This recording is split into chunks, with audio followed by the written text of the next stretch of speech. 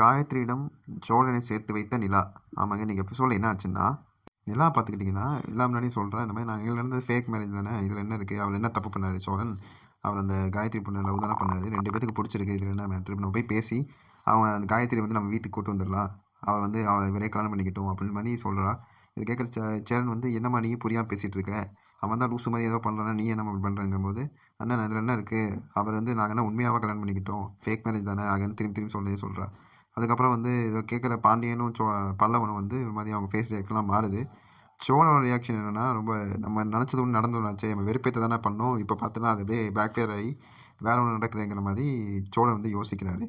திரும்பி சேரன் வந்து நிலா பார்த்து கேட்குறேன், என்னம்மா நீ உண்மையாக தான் சொல்கிறியாங்கும் போது நிலா வந்து கண்ணடிக்கிறா சேரனை பார்த்து, இதான் சும்மா தான் அவனை வெறுப்பேற்ற இவ்வளோ என்ன இவ்வளோ வெறுப்பேற்றிட்டு போகிறேன்னு சொல்லி. இதுக்கப்புறம் நிலா வந்து என்ன பண்ணுறாங்க, பல்லவனை கூப்பிட்டு வாழை நம்ம போய் அந்த காயத்ரி பொண்ணை கூப்பிட்டு வருவோம், வீட்டுக்கு கூப்பிட்டு வருவோம், நீங்கள் வீடெலாம் சுத்தம் பண்ணி வைங்க, நம்ம வீடை கூப்பிட்டு வந்து அந்த பொண்ணை நம்ம கூப்பிட்டு வந்துடலாம் அந்த மாதிரி வந்து சொல்லி நிலா வந்து கிளம்புறா. நிலாவும் பல்லவனும் ஸ்கூட்டியில் கிளம்புறாங்க. அப்போ வந்து பைக்கில் போகும்போது பல்லவனும் வந்து டவுட்டில் கேட்குறான், என்னங்க நீ நம்ம உண்மையிலேயே அந்த பொண்ணை கூட்டிகிட்டு வர போகிறோமா அப்படின்னு வந்து கேட்குறாங்க. அதுக்கு வந்து நிலா சொல்கிறா, கூட்டிகிட்டுலாம் வர போகிறேன், இந்த மாதிரி உங்கள் அண்ணன் வந்து இந்த மாதிரி பண்ணிகிட்டு இருப்பான், நான் போய் கூட்டு வரதான் எனக்கு வேலையா அந்த மாதிரி கேட்குறா.